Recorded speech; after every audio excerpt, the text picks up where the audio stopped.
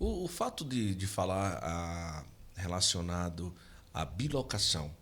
acredita-se que as pessoas daquela época tinham essa noção, ou depois que se fala, Padre Pio morreu, tem fama de santidade, alguma coisa parecida, começa a trazer esse relato? Não, na época já se tinha essa noção.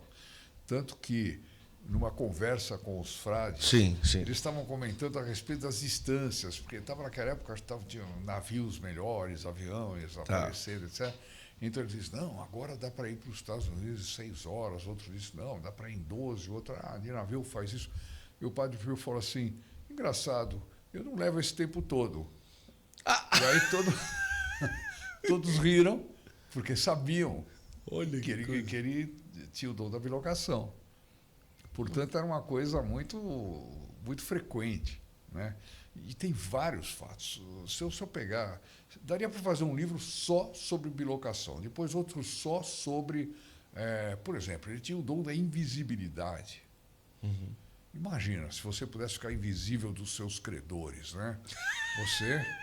Você aparecia o indivíduo. O dom ali ia pra falar embora, assim, né? O dom já ia embora aí. ele só via o microfone.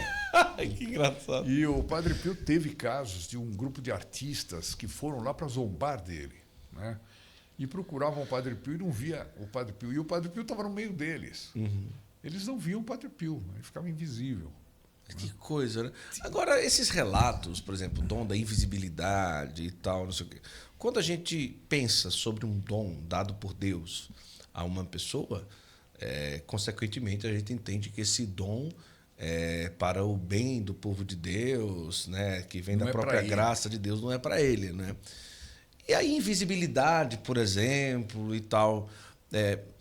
Existe uma ligação, por exemplo, Sim. uma necessidade da pessoa ter um dom de invisibilidade, por exemplo, e tantas outras coisas. No caso, ele estava evitando que se zombasse da igreja, que se zombasse dos carismas, se zombasse das chagas dele. Ah, entendi. Quer dizer, na verdade, não foi em benefício próprio. Sim. Eu interpreto assim, Sim, sim, né?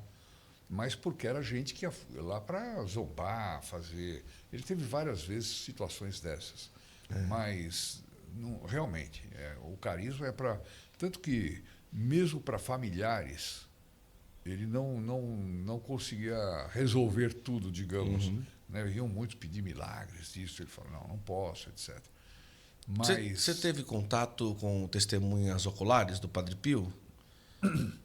Tive algumas com a dona Mirella, por exemplo, Sim. porque eles estão todos velhinhos, né? Sim, sim. E depois eu tive uma entrevista muito interessante com um médico que atendeu o Frei Modestino, que o Frei Modestino foi para quem o Padre Pio entregou os filhos espirituais. E o Frei Modestino é santo. Ele está hoje em dia em Pietrelcina, na capela de Pietrelcina, onde o Padre Pio foi batizado. Colocaram o corpo dele lá. Talvez o dia que abrir ele está incorrupto, também, assim. Pois é. E através desse médico que não tinha conhecido o Padre Pio, ele contava muita coisa que o Frei Modestino contava para ele, né, do Padre Pio. Uhum. E eram sempre... O Padre Pio era impressionante. Por exemplo, o auxiliar dele era cego. Ué? Um dos auxiliares dele era cego. E encheram a cabeça era sacristão.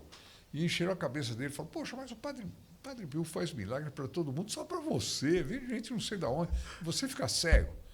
Aí o Padre Pio disse para ele assim: bom, se você quiser eu faço milagre. Agora, se você enxergar, talvez você não vá para o céu. Se você continuar cego, você vai.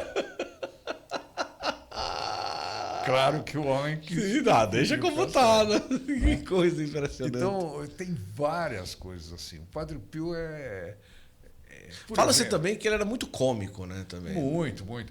Não, e depois. Não, cômico não é bem a palavra, ele era engraçado. Engraçado, Né? sim. Era sim. um homem que fazia comentários jocosos. Por exemplo, uma vez, ele com outro, eu acho que ele era bem novo ainda, com outro frei, eles ficavam numa muretinha que tem lá no convento, Sim. na parte do jardim, jogando latas nos padres que passavam embaixo. Né? Não sei se eram latas, o que eram, umas Sim, caixas. sim. Eles brincavam, ficavam jogando. Aí então o padre tá, lá tá vindo o Frei tal, o Padre Pio. Falou, não. Nesse aí não joga nada, senão vai quebrar a lata. Era mais ou menos assim, entendeu? Não me lembro se era lata ou o que era. Sim. Não joga nada. Então, ele tinha esse senso de humor muito forte. Né? E com isso, ele... Como é que esse homem podia ser grosso? Não é. Né? Agora, com o pecado, ele era radical contra o pecado. Acho que o filme, o mais novo, que ficou muito famoso, né, e tudo, talvez tenha apresentado, por exemplo, o Padre Pio que bate no rosto de um rapaz lá que aparece no filme.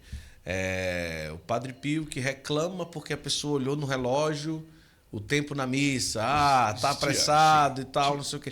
Talvez esses fatos que foram colocados no filme acabou levando à precipitação de resumir o Padre Pio mais ou menos numa figura assim. Por isso que eu gosto muito do primeiro filme, que é o mais equilibrado, etc. É muito mais interessante. Agora, outra coisa que era interessante, que eu gostaria de falar para todo mundo, é o seguinte: mentir virou costume. Sim. Todo mundo mente. O Dair quer esse café? Fala, não, está muito gostoso, mas não quero. O café está horrível. Não, esse aqui em concreto está bom. Mas digamos que eu dissesse... Sim. Né, Padre Pio não admitia mentira. O Padre Pio disse uma vez, olha, é puxado, se eu tivesse que fazer uma pequena mentira para impedir a Terceira Guerra Mundial, eu não mentiria. Olha. Por quê? A mentira tem, por assim dizer, não é uma linguagem teológica que eu vou usar, o DNA do pecado. Então, ele não mentia. Isso uma boa lição para nós, porque a mentira, para muita gente, virou... O sujeito fala, olha, eu tenho que ir embora, não sei o quê, etc. Eu me lembro que um dia eu estava esperando uma conta num restaurante, eu não aguentava mais, o sujeito ia embora. Eu falei, fulano, por favor, me traz logo que eu tenho um compromisso. Meu filho, que era pequenininho, falou, pai, o senhor não tem nada para fazer hoje.